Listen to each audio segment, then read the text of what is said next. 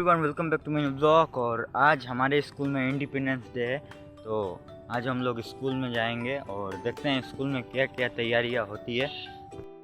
मैं साइकिल लेकर रेडी हो चुका हूँ स्कूल जाने के लिए।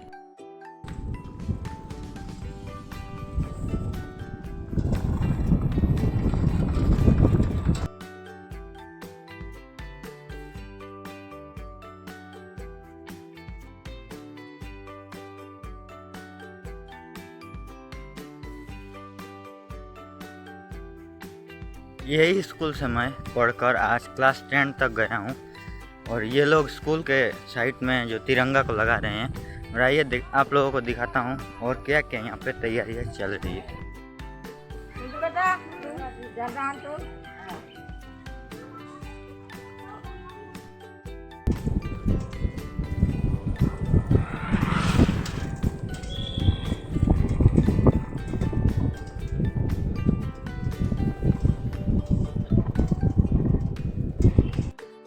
मेरे स्कूल में, और यहाँ पर मैं अपने साइकिल को लॉक करूँगा।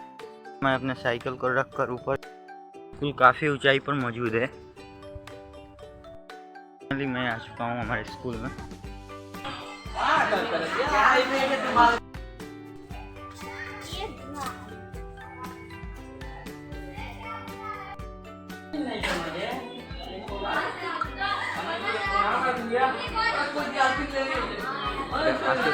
काम के वीडियो डाल दीजिए।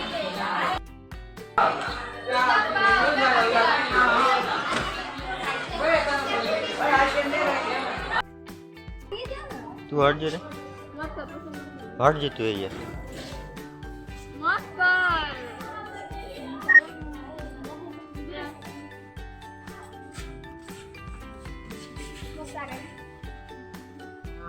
नीचे आवारा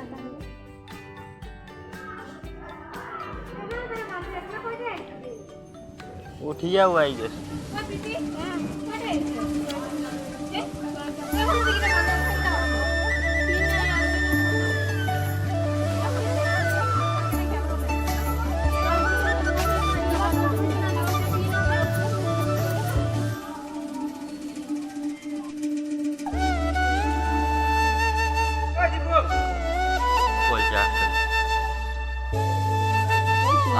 आता पीछे का गया था।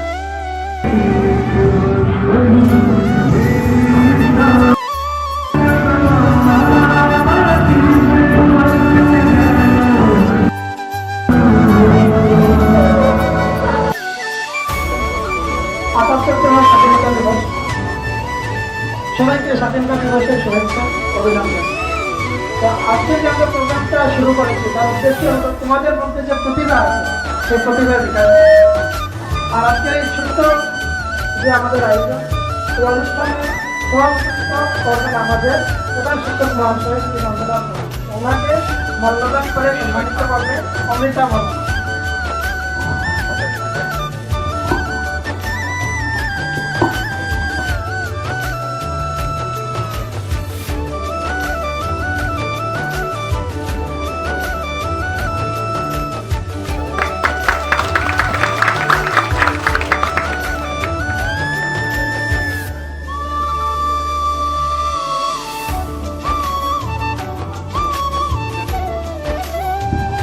আর আমাদের আজকের অনুষ্ঠানের প্রধান অতিথি প্রেসিডেন্ট আছে মাল্যদান করবে কৃষ্ণদত্ত।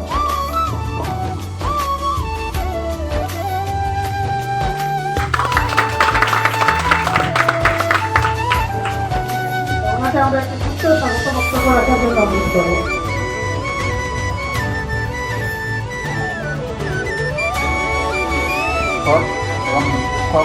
আমার সহপাঠীবৃন্দ সবাইকে জানাই এই স্থানে আন্তরিক শ্রদ্ধা জানাই। আমার নাম রাজু বলা, আমি দশম শ্রেণীর ছাত্র। আজ 15 আগস্ট অর্থাৎ আমাদের দেশের 78তম স্বাধীনতা দিবস উপলক্ষে সমগ্র ভারতবাসীকে আন্তরিক শুভেচ্ছা অভিনন্দন। 15 আগস্ট এই দিনটি হল সমগ্র ভারতবাসীর কাছে সবল সম্মানীয় দিন। 1947 সালে 15ই আগস্ট ভারতবর্ষ স্বাধীনতা লাভ করেছিল। মহান বিপ্লবীদের রক্তের রঙে দেশ এই স্বাধীনতা। ভারতের মহান স্বাধীনতা সংগ্রামীরা যেমন মহাত্মা গান্ধী, নেতাজি সুভাষচন্দ্র বসু, ভগৎ সিং, পণ্ডিত জওহরলাল নেহরু, বাল গঙ্গাধর তিলক এবং ক্ষুদিরাম বসু এবং আরও অনেক স্বাধীনতার কঠিন সংগ্রামের জন্য তাদের উৎসর্গ করিয়েছেন।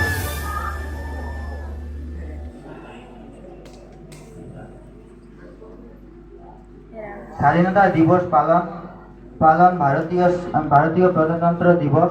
আজ আমাদের দেশ প্রযুক্তি, শিক্ষা, খেলাধুলা এবং আরও অনেক ক্ষেত্রে দ্রুত বিকাশ লাভ করেছে, যা স্বাধীনতা ছাড়া সম্ভব নয়। তাই আমাদের কর্তব্য আমাদের দেশকে সুন্দর করে রাখা, আর আমরা সবাই চেষ্টা করব আমাদের দেশকে বিশ্বের সেরা দেশ গড়ে তোলার। ধন্যবাদ। জয় হিন্দ। ভারত মাতা কি জয়। জাহাঙ্গীরের দরবারে ভারতে ব্যবসা করার অনুমতি নেই, আর ব্যবসা করতে করতে তারা আমাদের দেশের দখল নিয়ে যাবে। আর তার এগেনস্টে একটা বড় বিদ্রোহ হয়েছিল, সিপাহী বিদ্রোহ 1857 সালে। সেটাকে ভারতের প্রথম স্বাধীনতা আন্দোলন বলে ধরা হয়। কিন্তু তার আগে থেকেও আমাদের ব্রিটিশের সঙ্গে সংগ্রাম চলছিল। তার 100 বছর আগে 1757 সনে আমাদের বাংলাতে পলাশির যুদ্ধ হয়েছিল নবাব সিরাজউদ্দৌলা আর রবার্ট ক্লাইভের মধ্যে। সেখানে ব্রিটিশরা জয়লাভ করেছিল এবং বঙ্গদেশে ব্রিটিশ শাসন প্রতিষ্ঠিত। তখন তার এগেইনস্টে বিদ্রোহ হয়। রানী লক্ষ্মী রামায়ণের যুগ পর্যন্ত সেই সমানতা ছিল, সমান অধিকার ছিল, জনগণের অধিকার ছিল। বৈদিক যুগে আমাদের যে রাজাদারা ছিল, রাজাদেরকে কিন্তু প্রজারাই নির্বাচিত করত। আজকে যেমন আমাদের রাজ্যসভা আছে, লোকসভা আছে, বৈদিক যুগে সভা এবং সমিতি ছিল।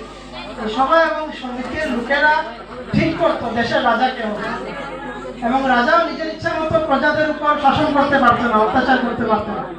সভা সমিতির নির্দেশ অনুযায়ী রাজা। রামায়ণের যুগ পর্যন্ত সেই সমানতা ছিল, সমান অধিকার ছিল, জনগণের অধিকার ছিল। বৈদিক যুগে আমাদের যে রাজাদারা ছিল, রাজাদেরকে কিন্তু প্রজারাই নির্বাচিত করত।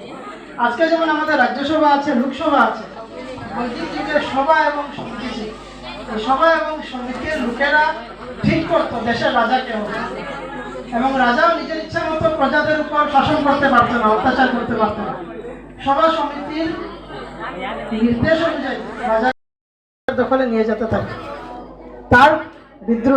তার এগেনস্টে বিদ্রোহ করা হয় সিপাহী বিদ্রোহ। সিপাহী বিদ্রোহটা কিন্তু স্বাধীনতা সংগ্রাম হলেও জনগণের স্বাধীনতা সংগ্রাম ছিল না। কিন্তু কারণ জনগণের যে স্বাধীনতা তার অনেক আগে থেকেই আমাদের দেশে নষ্ট হয়ে গিয়েছিল। আমাদের দেশের যে প্রত্যেকটা মানুষের সমান অধিকার, যে সামাজিক, রাজনৈতিক, অর্থনৈতিকভাবে সমান অধিকার, তার অনেক আগে থেকেই ছিল না। কিন্তু এটা প্রথম দিক থেকে ছিল না। যখন আমাদের দেশের সভ্যতা শুরু হয় বৈদিক যুগ থেকে, যে ভারতীয় সভ্যতা বৈদিক যুগ থেকে শুরু হয়েছিল, সেখানে কিন্তু সকলের সমান সুযোগ সুবিধা ছিল। বর্ণাশ্রম যেটা ছিল সেটা গুণের উপর আধারিত ছিল, জন্মের উপর আধারিত ছিল না।